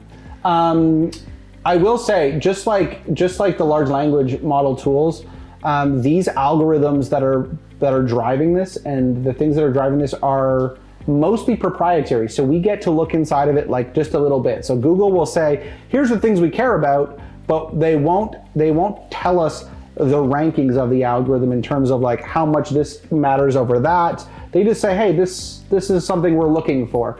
They're never going to give us that algorithm because that's part of their IP. They're never going to go out and say, here's what you should do. They're going to always, and this is great that you brought that up, always go back to best practices. It's really, really difficult, especially as a small company, to say, hey, I want to try and reinvent the wheel and do some of this, like, try to get ahead of the curve. more oftentimes than not, all that value goes to waste. It would be beneficial for your brand to come up, like the ChatGPT is widely used. So like if it was to recommend something that you're doing, awesome. That is going to be very, very hit and miss. So if you don't have like a bigger budget that will sustain you in terms of like doing a bunch of experimental work to see if it works, that's going to be difficult for a small business to stomach, because it won't yield any fruit potentially ever. It's not something that we'd ever recommend. Is if you have a big test budget and you want to play around with it, cool. Yeah, testing stuff is fun and it can lead to some cool things. But if you don't have that, either this big time budget or a big money budget to do those tests, hard to make that recommendation from our point of view. So, but there's lots of people that are like playing with it. Like I encourage you to play with it. It's fun. It's just I wouldn't be betting the farm on it. Let's carry on.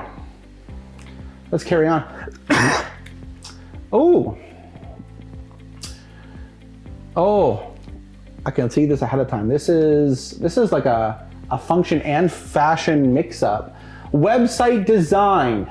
What is the top 5 most important stages for a new seller to focus on their web page? So this is like, well, there's a couple of things here. We're gonna do it through the lens of SEO because that's the topic, and then I'll do a little bit just in general. So if you want to say like the top, again, we covered this a little bit. Yeah, I would say probably the first important thing is to make sure that your website is logically organized. So having, very clear product categories with the products underneath it and establishing that structure is probably the first most important step in terms of like organizing things logically, and then figuring out your keywords for each of the categories and then the individual products. So that'll involve doing a little bit of research to see, going onto Google, getting some ideas of keywords, punching them into Google and seeing what's showing up and making sure that your products and your product categories align with what you're seeing in Google search. Once you have an idea of what the keywords are and where they're going to go, then you'll want to write the product copy and the page copy for the categories to reflect the keywords on those pages.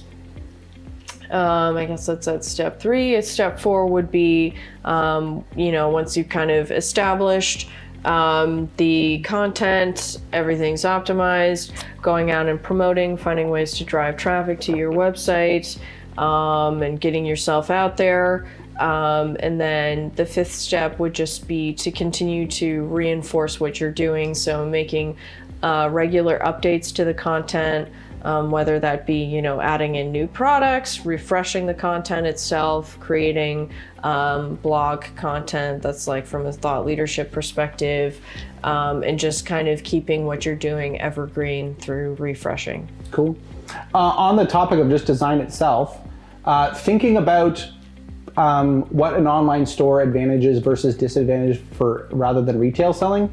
If I was to go to a store, I would be able to pick up the product, I'd be able to feel it, I could potentially sample it, I could taste it, I could smell it, I would have all of the power of my senses to determine if I want to buy this or not.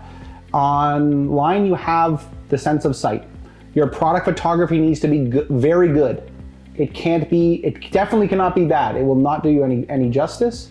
That means product video, product photography, more than one product image for a product, please, please, please. And then the design of the site needs to be logical again, like Chris said. It's got to be like, what is the most important thing to the user?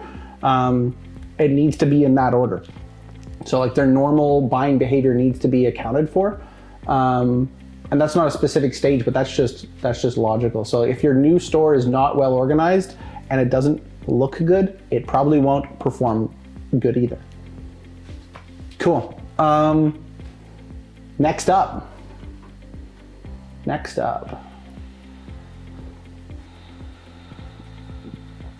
Okay, let's see here. Oh, lost it. Give us a second. That's okay. Beginners. Okay, hello.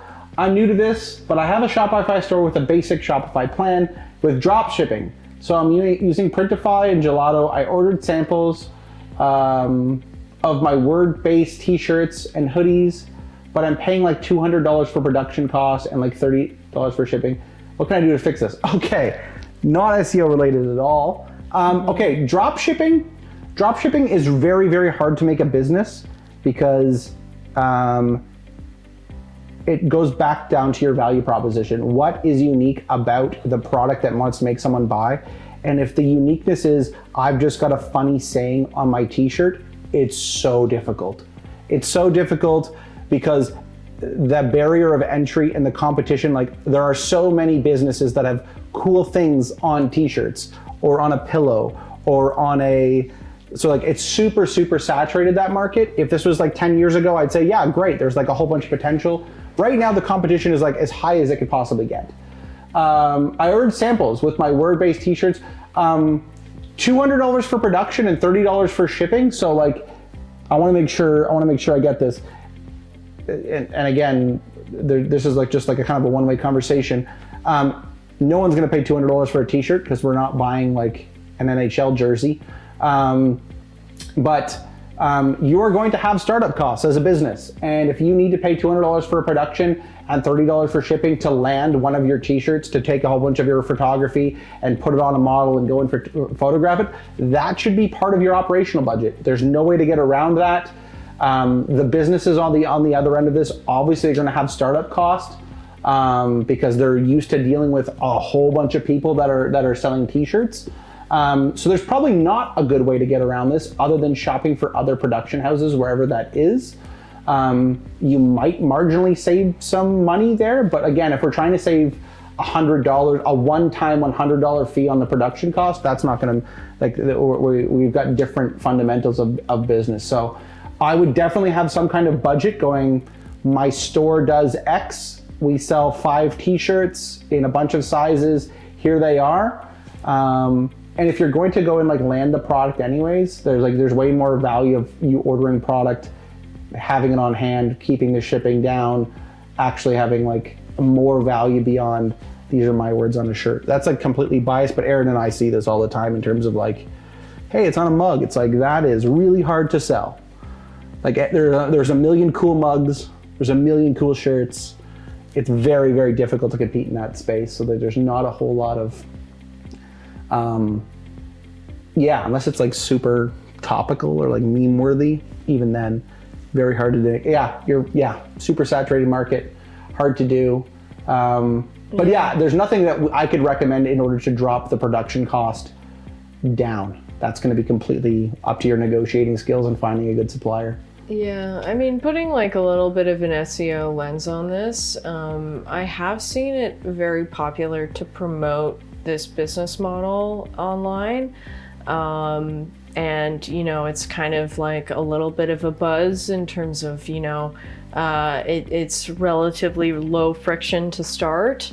But they, often in these videos, they are omitting a lot of the, other essential pieces to beginning a business, like the operational costs and things that, are required in kind of, building this business out. So it seems like very marketable from the perspective of, it's fairly easy to get started. But they are omitting a lot of the things that businesses need to do in order to be competitive in this space. And I think also, the SEO side of things and that probably a lot of the businesses that are getting traction are putting a fair bit of ad spend behind what they're doing just to get that initial push to start. So I think definitely considering all the startup costs with this kind of business model are important before deciding to dive in. This is like a really good chance to kind of promote this.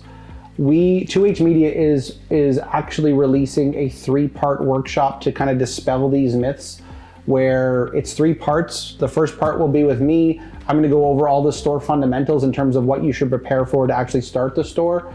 It's a multi-day, multi-hour workshop where we go through dispelling the myths, what you should actually care about from ops, We actually go into workshop 2, which is with Aaron, who's behind the camera today. He's gonna go take you through store design, how to set up product pages. Like there's a whole bunch in that as well. And then workshop 3 is actually with Christina, who's actually gonna be going through content and SEO optimization. So we've kind of packaged everything together. We see a ton of this online where there's like not transparent processes in terms of, yeah, it is super easy to start. Like I will say that it's super easy to start. It is not super easy to succeed. That's like the part that's missing. We want to kind of break that a little bit and say like, here's what it's going to take to succeed at selling online. I don't know how many stores we've helped now. It's probably in the hundreds where we're talking to businesses about their current problems and we're finding fundamental core issues like this where it's like, hey, I've done a whole bunch of work and everything like that, and the business model cannot succeed. There is no pathway for success. We're going to announce more of that later on, but we are going to be releasing a sign-up page. So if you are looking to explore online store setup, if you're looking to actually succeed online, there's going to actually be a pretty cool, and that'll be live. That's not like a recorded thing. You're going to be working with us live. Very small groups. We're probably going to keep that to 12, 10, something. All the details aren't worked out. We're just kind of teasing it, but it's going to be small cohorts that go through a 3-part series, and we're going to have some fun with that. Mm-hmm. So we'll end up putting some more information up later about that. But if you're interested, definitely give us a like or a share or ask about it. We're going to give you some how to book with us at the end of this. So good question, but yeah, there's no way to get. That's like, yeah, that's ops for sure. Next question.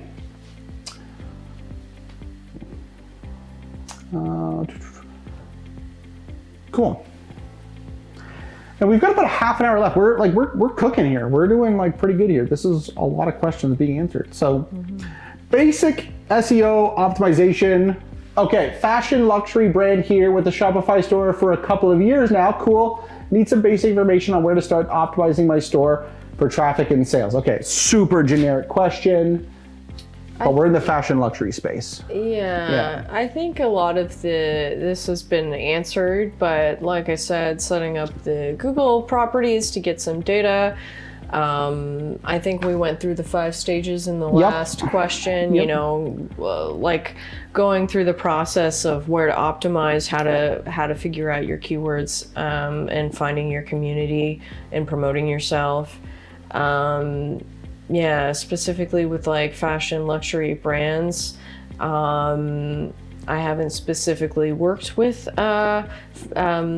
fashion luxury brands, but Reach Media has. But it's I don't know if you're like making this clothing yourself or if you're a reseller or what you are, but like if you're in that fashion luxury space, the bar is set fairly high. You're competing obviously with some of the biggest brands in the world. So like the competition is less than you're competing with like Walmart, because Walmart, like, great, but the look and appearance definitely needs to be high. So the store needs to look and feel. You're probably going to need some professional design experience or help to actually compete with whatever, like again, fashion's huge. You could be selling shoes or purses or watches or whatever. So you might need some help with design.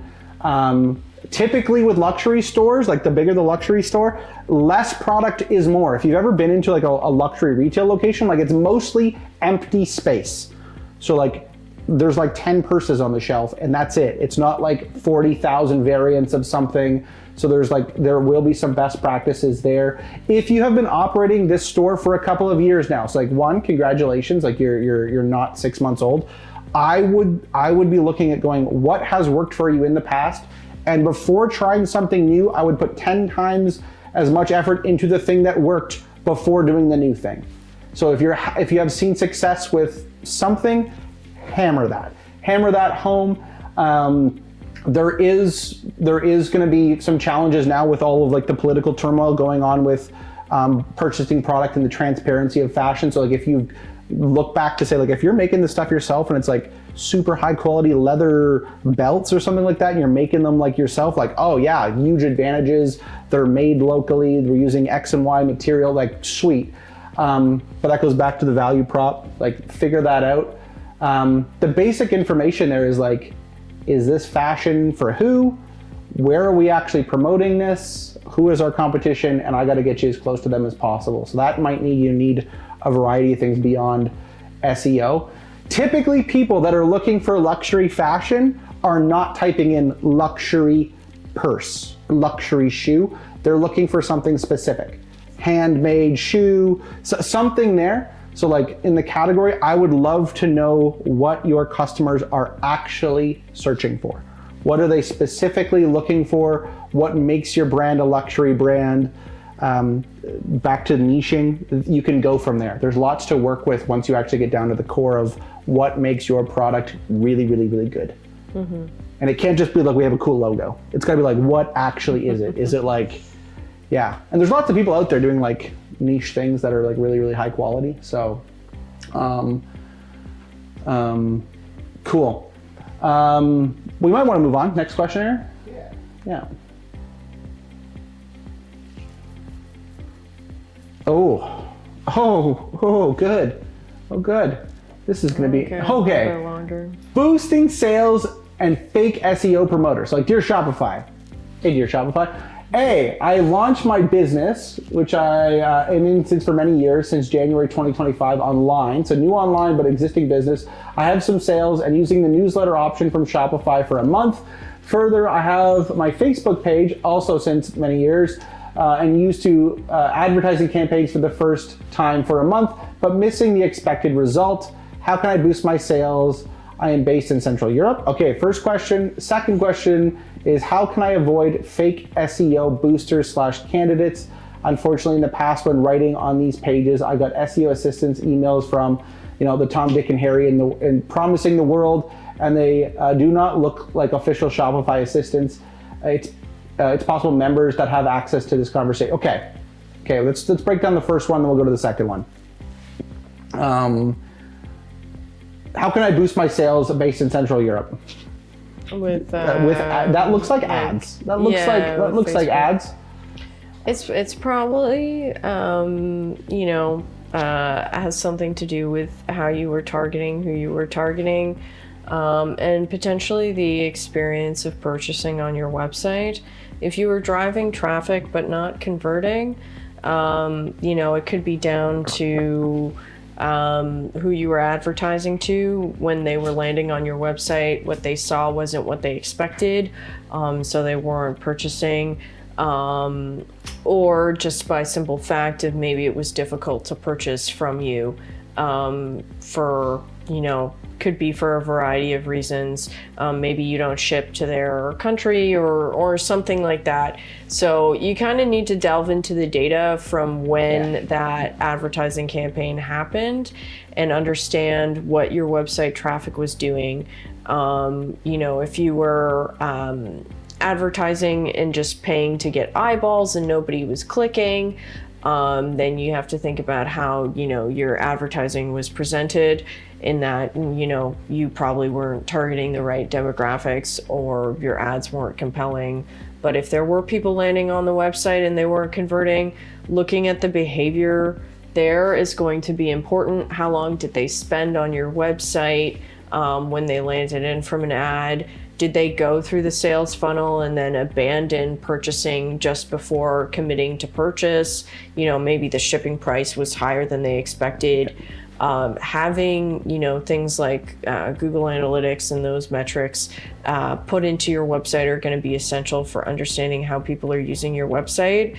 And I highly recommend, if you're spending money on ads, that you have things like Google Analytics in place on your Shopify store, because you won't really totally understand the story unless you have the data behind it. So it's really hard to say how to boost your sales if an ad campaign didn't go as planned, because there's so many variables we don't know. But it's important that you have the things in place so that if you decide to do another campaign, or if you already have them in place, looking at the data to understand what went wrong where. The big thing there is identifying where the problem went wrong. So you spent money, there was clicks, because that's typically how the model works, either impression based or clicks based.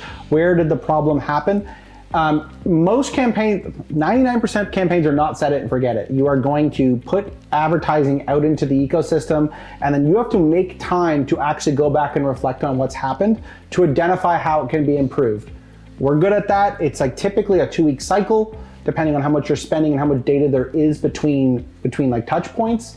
It goes right back into question 2 actually, which is how do I avoid the fake SEO boosters and candidates? What you're looking for is accountability. We offer SEO services. You are going to end up meeting with the service provider on a specific cadence, and you're going to talk about here's what happened between the last time we met and now. Here's what the data actually means. Here's what has been improved. Here's the things we need from you. And it's not like, again, not set it and forget it where you're like, oh, I pay for SEO and it's $750 a month. And like, what are they doing? Oh, we don't know. You have to have touch points with your service providers.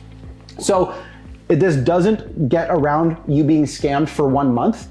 That can always happen. There's lots of fraud out there. There's no way to really prevent that. But working with a service team on the regular, it's going to be really, really easy for you to spot. So part of that is they're going to give you a service, and I don't want to throw everyone under the bus, but they're going to provide a service, and you have to meet with them to talk about the results. And one thing that we're good at is like the line in the sand is going to get drawn. The goals are going to be established so that we know what we're working towards.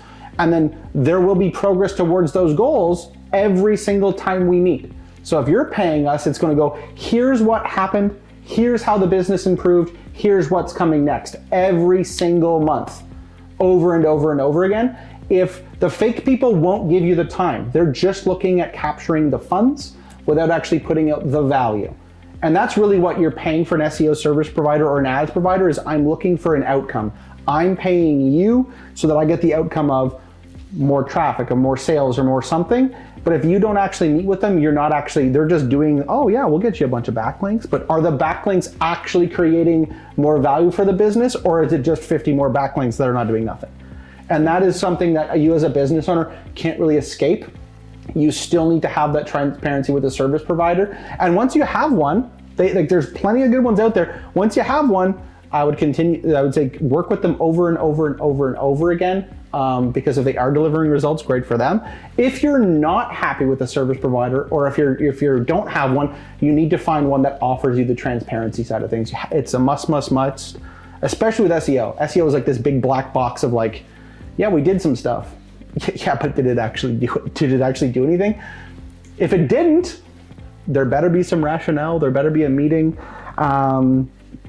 If you're having trouble, or if you're skeptical, we're going to put some information in the chat at the end where you can book a complimentary strategy session with us where we'll actually look at some stuff with you and talk about that.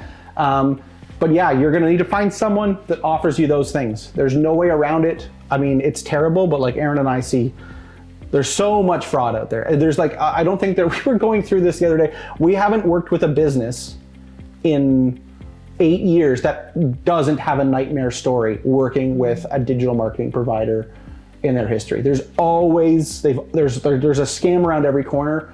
The only way to get out of that is accountability. There's no other, and even then, like you have to work with someone. And that's part of the reason why we do these things, to build trust. Shopify really likes us. It's like kind of a pleasure to be doing this. We used to do this way before COVID in person. It was really fun. We switched to online. We like doing it. We want to try and do our best in this space, and that's how we do it. Yeah. And just to add too, there's so much with SEO that, people don't know and the general business owner doesn't know. I've been doing it for 10 years and, the space is always evolving. And it's a lot to keep up with. And I think a lot of, solicitors are taking advantage of the fact that there is this gray area around it.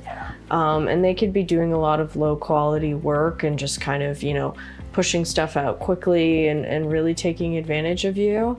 And just kind of using jargon to, have you believing that things are working that may not be working. So yeah, just be really careful and, work with companies that have, positive reviews, and are, more established.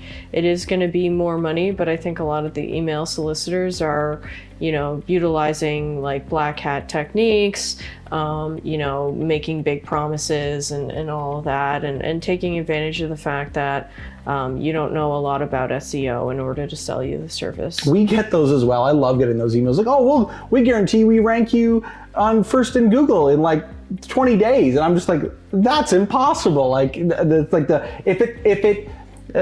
if it seems too good to be true, 99 times out of 100, it is. And diving into that, like the promises are often wild. I don't want to go too much more into the fake stuff because it's a deep rabbit hole. But again, trust your gut, have more touch points with your service providers, understand what you're buying. If they're not willing to meet with you, it's a red flag. If you're not having, there's like lots and lots of things there. And it's just like every other service provider that you'd work with. If you weren't in touch with your bookkeeper or accountant or lawyer or anything like that, you probably don't want to work with them. They don't have to be local to you, but the ability to talk to them, whether that's through Zoom or something like that, and actually meet and discuss is kind of a must. Let's go to the next one. Let's go to the next one. I think we're getting close to time. We are getting close to time. We got 15 minutes. Let's do this as the last one, and then we'll get into some action items for everyone. So the last one for today, raise traffic and potential sales. I tried to be present on social media, running ads, and it created some traffic, but not enough. What else shall I try to direct the right audience to my website that could actually lead to sales? Ooh, okay. Super general, hard to say without like more about the business, but we'll try. Yeah. We'll try.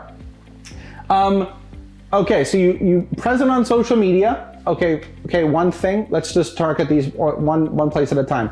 Not all social media is the same. Reddit is very different from TikTok, and TikTok is very different from YouTube, and YouTube is very different from Pinterest.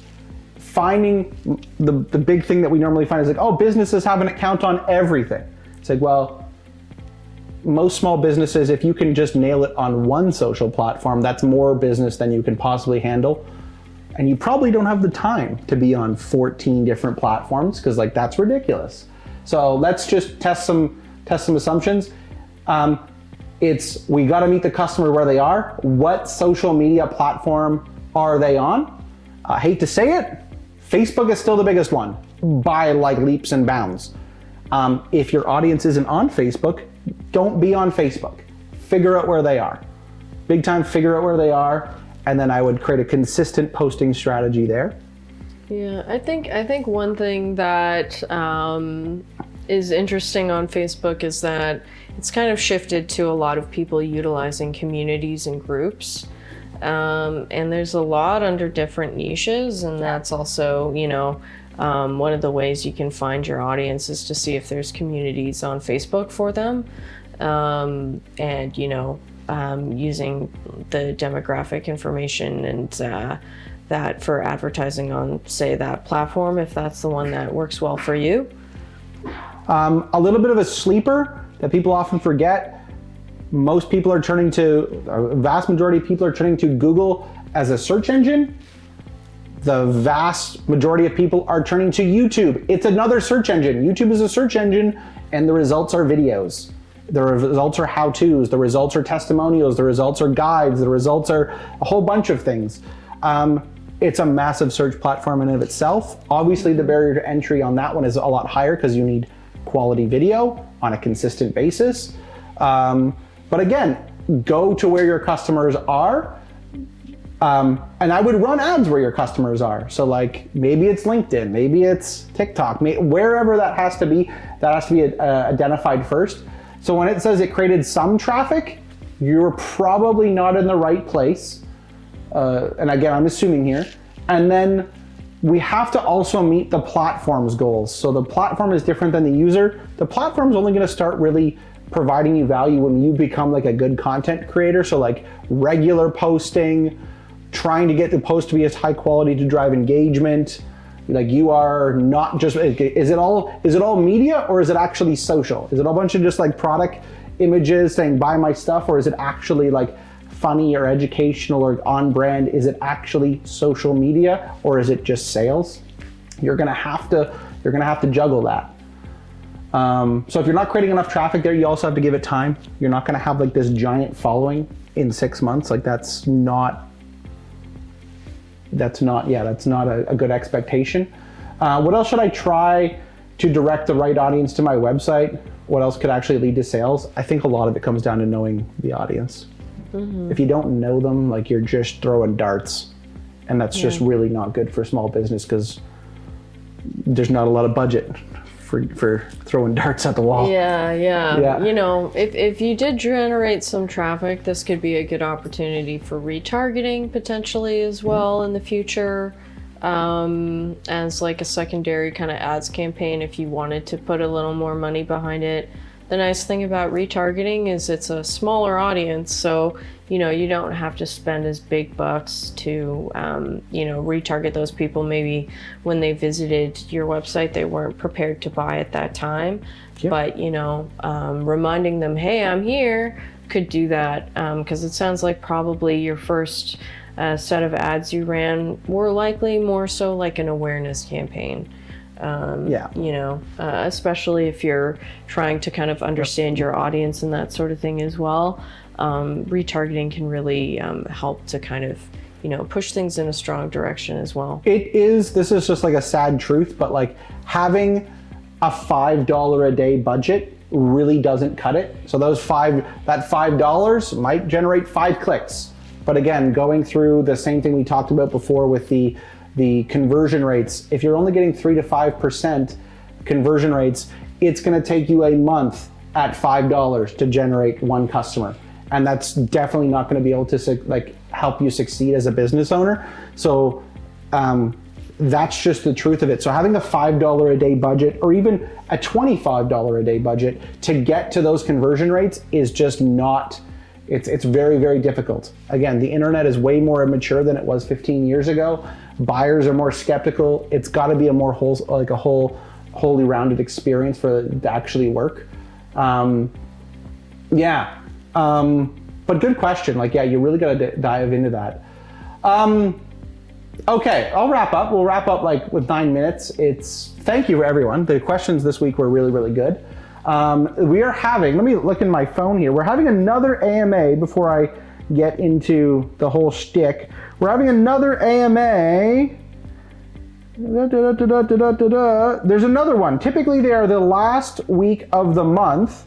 This is on May 20th. You will get an announcement through Shopify. It's happening on May 20th. It's going to be another great AMA like this. They're gonna post the questions for you. But yeah, there's another one. If you want to keep updated sooner than that, you can follow us on Twitch. You can find us on social media. We're hanging out on LinkedIn, but you can join our email sign up as well. We have an active Kickstarter right now that didn't get a ton of promotion. That wasn't the goal of this, but we have a sweet Kickstarter that's available right now for the Pocket Business Journal that kind of touches on a bunch of stuff we talked today in terms of audience, in terms of SWOT, in terms of actually getting the basics of your business down and refining those. Super affordable. That is through our company called Sprint Point. Aaron, I believe, is going to put this on screen if it's not, and there's going to be a link in chat.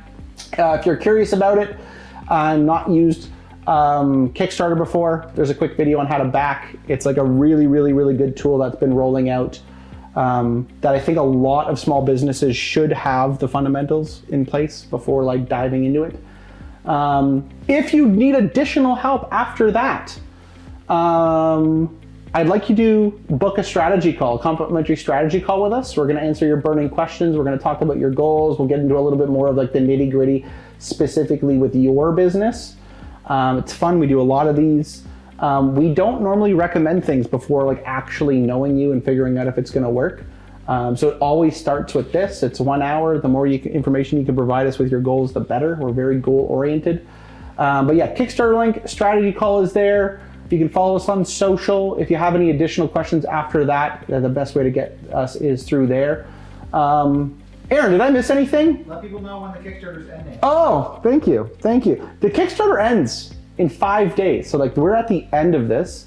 The product is super sweet. They're really, really high quality. I wish I had one that I could put on camera, but I don't have one in front of me. So there's 5 days left to go on that. So there's kind of it's kind of time sensitive. But again, the total commitment from you is like, they're really, really affordable.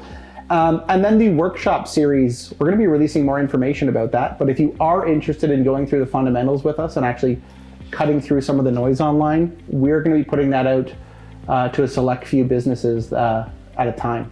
So pretty fun. I like it. Lots of stuff's coming. I don't think I'm missing any more. Their links are in chat. Okay, cool. Yeah, in the next coming days, we're going to have all this stuff actually in the AMA Shopify board for you. If we didn't answer your question this time, definitely get some more likes on it next time. But yeah, this has been a fun 2 hours. Thank you, Christina, for joining us. Oh yeah, Christina. Yeah. My pleasure. I've been doing this a long time, and honestly, with every business professional that I've worked with, SEO has been something where it's like, just work your magic, Christina, please. And I've always strived to try to demystify SEO and help people understand, because it's one of those things that it's really hard to break into if you don't know what you're doing. And it's kind of unfair to small businesses, because a lot of websites will say, oh, we do SEO, but they give you the tools to do SEO yourself. They don't really help set you up in any way. So it's really, the onus is on you to learn a bit and get yourself started. But hopefully I provided you enough tools that you feel confident to do a little bit more on your own, and hopefully find some great success with your Shopify store. Absolutely. Thank you. Yeah, thank you for joining us. We'll have you back. We're going to have Christina back for sure. She works with us every day, so yeah. You'll be back on camera. I think that's it. That's all. So if we want to wrap this up, thank you, everyone. And we'll see you all in a month.